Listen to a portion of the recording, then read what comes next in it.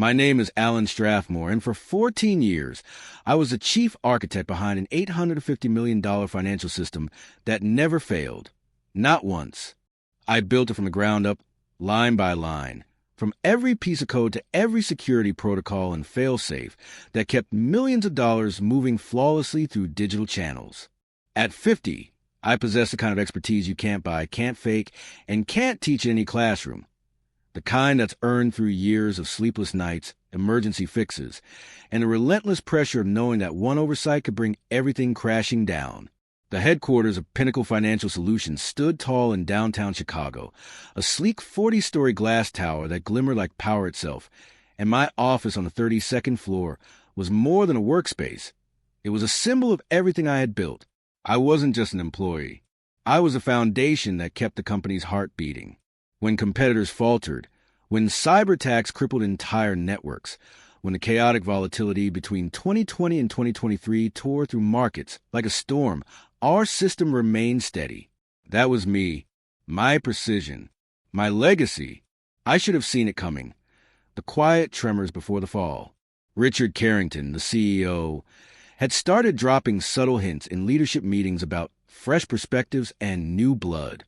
His daughter, ISA, 28 and radiant with unearned confidence, began appearing at company events, asking shallow questions that only someone who had never fought through real failure could ask. ISA Carrington had everything I didn't: youth, charm, and a name that opened doors before she even knocked.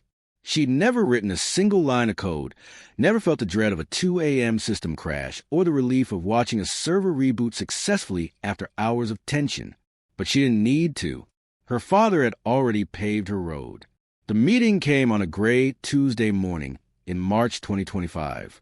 "Alan, we need to talk," Richard said, closing his office door with the quiet finality of a man who had already made up his mind. I'd been in that office countless times before, discussing upgrades, strategies, and system expansions, but this time the air felt heavier.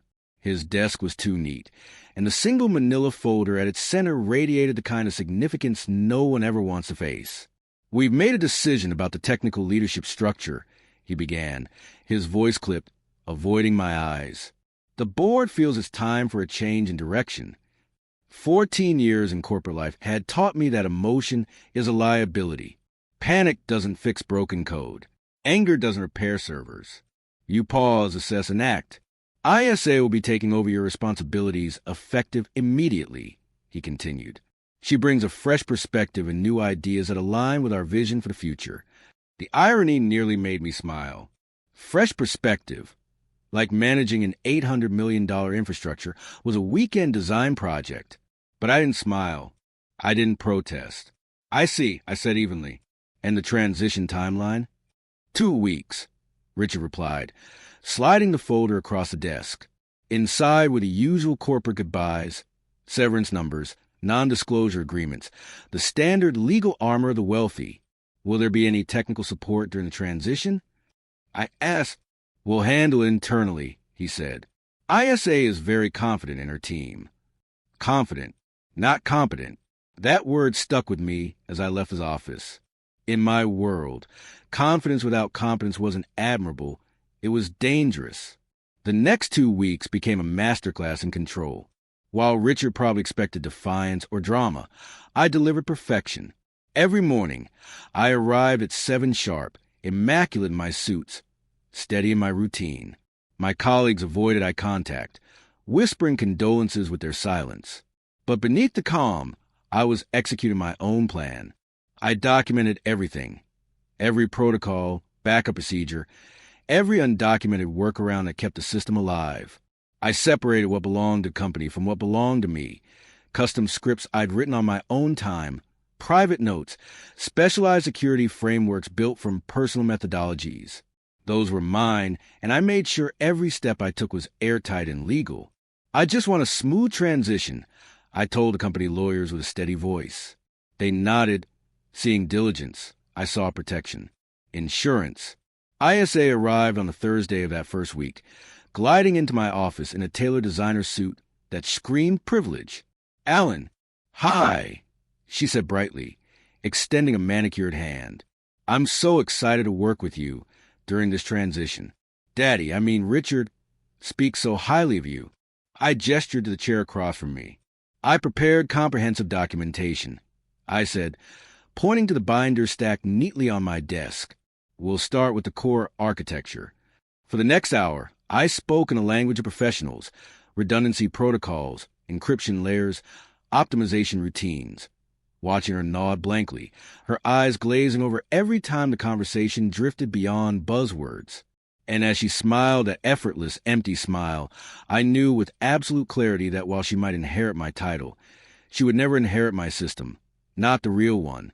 When I brought up the security authentication layers, she interrupted me with an impatient sigh and a dismissive wave of her hand. This all seems very complicated, she said lightly. Can't we just simplify it? I mean, technology should make things easier, right? I paused, feeling that familiar tightening in my chest, and chose my words carefully. The system handles 850 million in transactions, I explained. Complexity often equals security and reliability. She tilted her head, smiling like she caught me being outdated. That's such old-school thinking, she said, pulling out her iPhone and tapping at it. Look at Venmo or Cash App. They're simple and they work fine. I felt something twist deep in my stomach.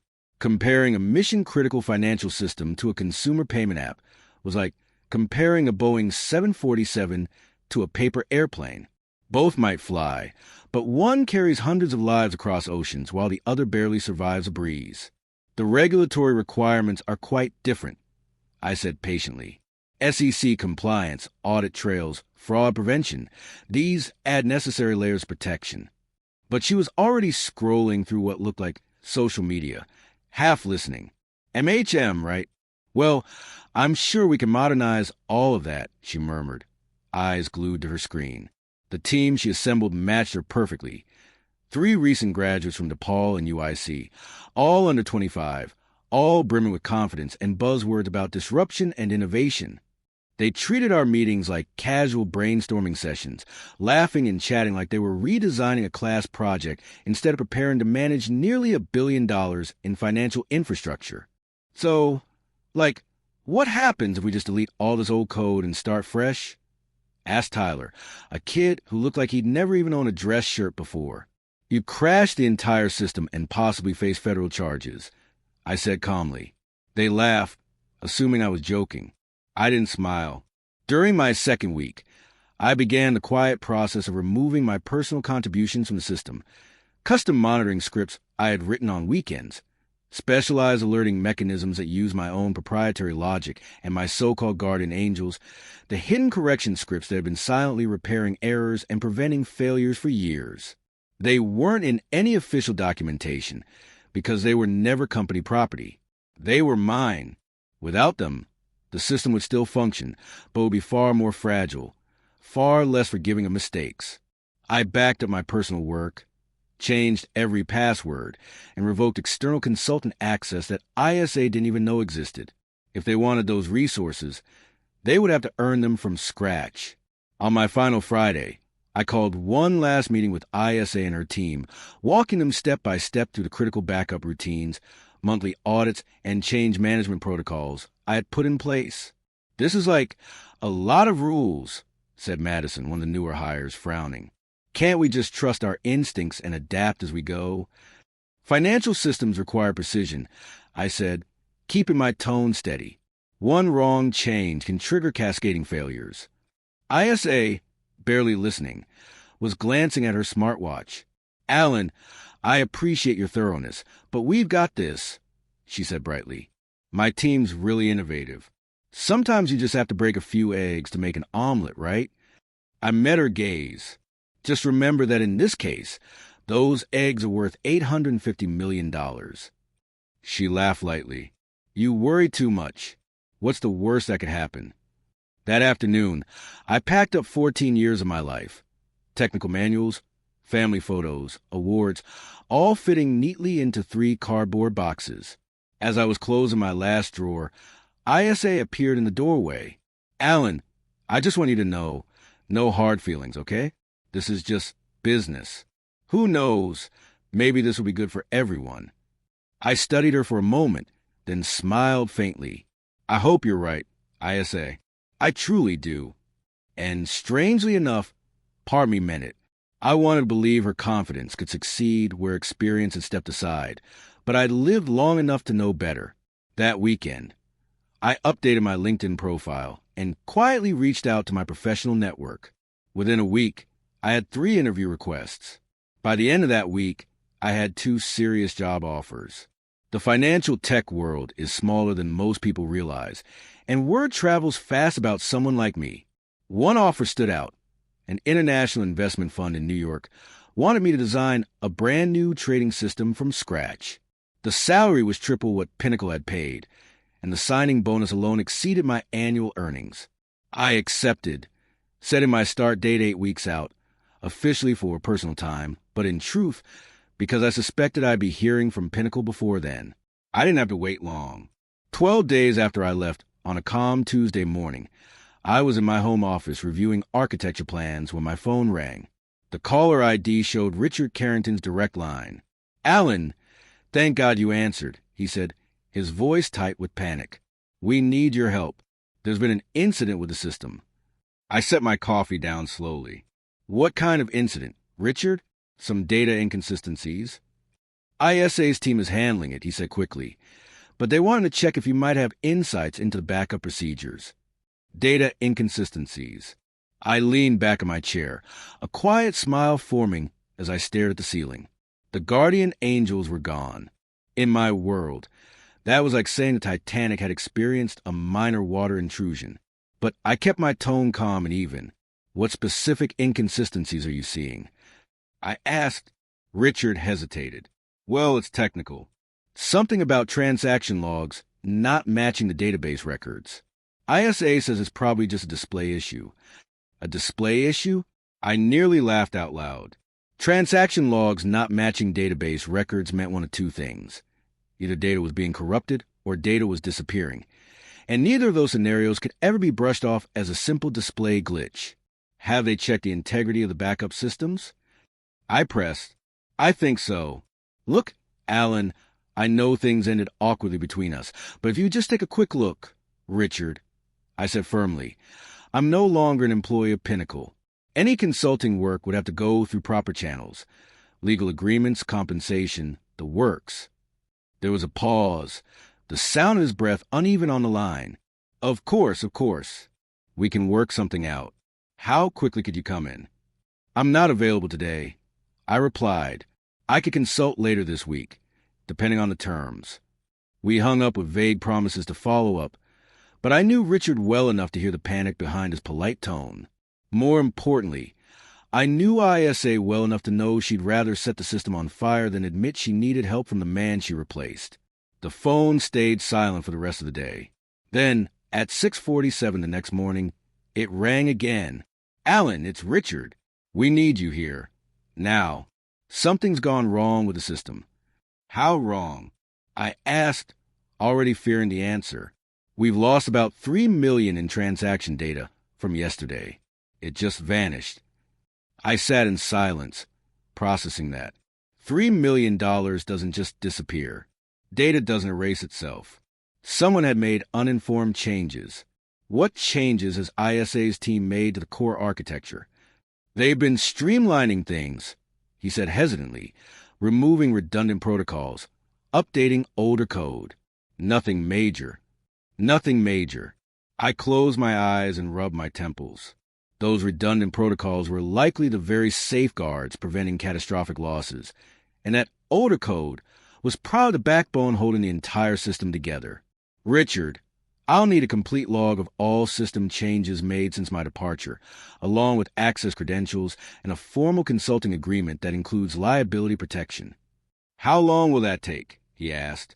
"At least 24 hours, if legal expedites it." 24 hours? His voice cracked. "Alan, we're bleeding money every minute. The system's unstable." "Then you should have thought of that before replacing your chief architect with an inexperienced team," I said quietly. The line went silent. When he finally spoke, his voice had lost its edge. "Please, Alan, name your price." "It's not about price, Richard. It's about doing this the right way. I'll wait for the agreement." That afternoon, I got a call from Jake Morrison, my former second-in-command, the one person from my team who had survived a restructuring. "Alan," he whispered, "I probably shouldn't be calling, but I'm scared. They're making changes without understanding them. Today alone, they disabled 3 security protocols and deleted what they called legacy monitoring systems." My heart sank. Legacy monitoring systems. My guardian angels. The silent scripts that corrected minor issues before they became disasters. "What's the current system status?" I asked. "Transaction processing is down to 60% efficiency. Error rates keep climbing. ISA says it's normal, just growing pains from modernization. Are they following the change management protocols?" Jake let out a bitter laugh. "What protocols?" They said those were bureaucratic obstacles. "They're coding live, no testing, no rollback procedures." A chill ran down my spine. Making untested changes to a live financial system was like performing open-heart surgery on a conscious patient without anesthesia. Technically possible, but practically suicidal. "Jake," I said, my voice low and steady, "document everything. Every change, every email, every system alert. Send copies to your personal account." "Why?" "Because when this implodes, and it will, you don't want to take the fall." The next morning, the call I'd been expecting came. "Alan, we've got a crisis," Richard said, his voice breaking. "The system crashed at midnight. We've lost approximately 47 million in transaction data." 47 million. 2 days ago, it had been 3. The losses were accelerating exponentially. "Where's ISA?" I asked. "She's in emergency meetings with the board. The SEC's already asking questions." "Alan, please, we need you here." "Have you prepared a consulting agreement?" "Yes, everything's ready. Just please come." I arrived at Pinnacle around 2 that afternoon. The normally vibrant office was unrecognizable. Dim, silent, heavy with dread. Employees clustered in hushed groups. Faces pale, eyes hollow from sleepless nights. Jake met me at the elevator. Looking older than I remembered.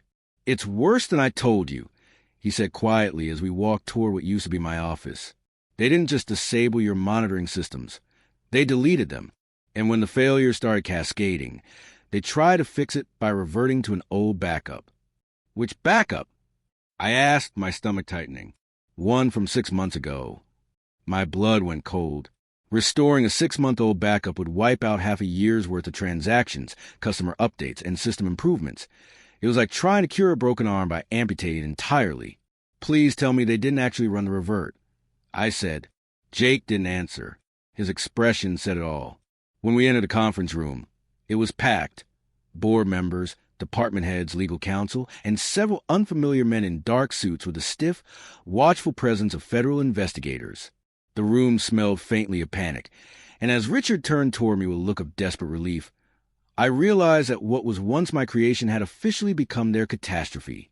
At the head of the table sat A, her once perfectly pressed designer clothes now creased, her confident smile replaced by a look of panic that she was desperately trying to conceal. Richard stood up as I entered the room, his face pale and drawn. "Everyone, this is Alan Strathmore, our former chief architect. Alan has graciously agreed to help us resolve the current technical difficulties." Technical difficulties. The understatement was almost impressive. I took a seat and powered up the laptop they had prepared for me. Within 17 minutes, I understood the full magnitude of catastrophe. "Ladies and gentlemen," I said evenly, scanning the anxious faces around the table, "you don't have technical difficulties. You have a complete system failure that's compromised the integrity of your entire financial database." The silence that followed was suffocating. The faint hum of the air conditioning, the clink of a coffee cup being set down too hard, and the muted roar of Chicago traffic 32 floors below were the only sounds in the room. Finally, a federal investigator leaned forward. "Mr. Strathmore, can you quantify the extent of the damage?" I turned my laptop toward them, displaying the diagnostic results. Based on the current state of the system, approximately $127 million in transaction data has been corrupted or lost entirely. The attempted restoration from outdated backups has created additional inconsistencies affecting roughly $340 million in account records. ISA's face went white. $340 million? That can't be right. Tyler said this morning it was maybe $20 million. I met her eyes. Tyler's diagnostics measured account balances, not data integrity. Those are two different things. The balances might look fine on the surface, but the transaction histories that validate them are gone. One of the board members, Helen Vasquez, spoke up. What does that mean in practical terms? I sighed. It means when the SEC audits you, and you won't be able to produce a verifiable trail of how money moved through your system. From a regulatory standpoint, $340 million has effectively vanished. Richard gripped the edge of the table, knuckles white. Can it be fixed? I hesitated. Technically, maybe, with months of forensic reconstruction, assuming you can recover the deleted monitoring data. Practically, no. Not in any time frame that would satisfy regulators. EA's voice trembled as she snapped. But you built the system. You must have some kind of master key or backdoor. I could feel the accusation beneath her words, that maybe I had sabotaged it myself. Miss Carrington, I replied evenly. Everything I did was fully documented and legally compliant. The system failed because critical safeguards were removed and untested changes were pushed live. This isn't sabotage, it's consequences. One of the investigators looked up from his notes. Mr. Strathmore, did you remove any system components when you left the company? Only personal intellectual property developed on my own time, reviewed and cleared by legal. I also left complete documentation. Jake, silent until now, spoke up. That's true. Alan left detailed handoffs. We ignored most of them because ISA's team said the procedures were outdated. All eyes turned toward her. The confident facade was gone, replaced by fear and disbelief. We were trying to modernize, she stammered. The old system was complicated. We thought we could streamline it. Helen's voice was icy. You thought you could streamline a system processing $850 million daily without understanding how it worked. ISA scrambled for her phone. We had consultants. TechFlow Solutions. Jake shook his head grimly. TechFlow builds marketing websites, not financial infrastructure. The room erupted in furious whispers. Board members argued with their lawyers. Investigators exchanged sharp glances, and Richard looked like he might collapse. How much did you pay them? Helen asked. $50,000, ISA murmured. So they destroyed a functioning system and paid amateurs to help. One of the investigators spoke again.